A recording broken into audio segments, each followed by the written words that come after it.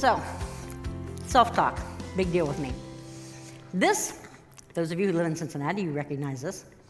This is the world headquarters of Procter & Gamble. They spend each year over $1 billion to get you to buy Tide. And so far, it's working pretty good for them, don't you think? You know what Tide was. So, how many messages do you think you give yourself in a year? A lot. What I want you to think about for just a minute, I want you to think about your favorite little kid. Has to be under the age of 7 or 8. 5 or 6 is usually the best. But I want you to think about that little kid for a minute. Just in your mind's eye, bring that child up. The innocence, the orneriness, but the innocence. I want you for 1 week to promise me that you won't say anything to yourself you wouldn't say to that child. If it's too harsh to say to that child, you really can't say it to yourself. It's not helpful. If it was helpful, I'd say, go for it. I'll help you come up with some nasty things about yourself. Tell yourself the truth. That's not the truth. So what can these kind of messages from yourself, or if you allow it from others, what can it do to you? What do you think it does to you to hear those kinds of negative, nasty messages?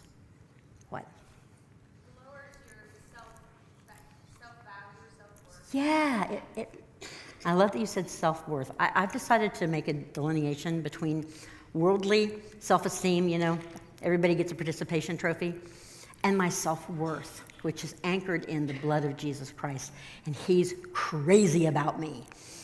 So it lowers our self-worth, which means it makes us less of who God calls us to be. What else does it do to us? What's it do to us? It makes us what? Yeah, we go back. This is who I am. Think of Eeyore. That's what shame does to us. Shame makes us Eeyore. And, maybe not everybody likes Tigger, but, we start believing those things. We let people say those things to us without saying, you don't have to be hateful. The trouble is we've never taught women how to be assertive. We see a lot of aggressive women out there. And we see a lot of women who let everybody walk all over them, and God doesn't call us to that either. That has nothing to do with servanthood. Being a victim is not being a servant. But being assertive enough to say, you know what, I'm just not going to listen to you talk to me like that, and leave. Eventually, I've got a dog. He learned pretty quickly that when he misbehaves, I don't give him attention. If a dog can learn that, I really think our partners can learn that. But we have to stop that with ourselves, because we're the main people that do it to ourselves. A few years ago, I decided I really started working on this, especially after Elizabeth said that, I had such mean self-talk. And I have this one habit. I've got a lot of habits, but I'm a little addicted to my phone. I didn't bring it out here. It's somewhere back there. But I never text and drive. I don't do that. But if you live in Cincinnati, you know about traffic jams and all that stuff. So it's always in between my knees when I'm driving.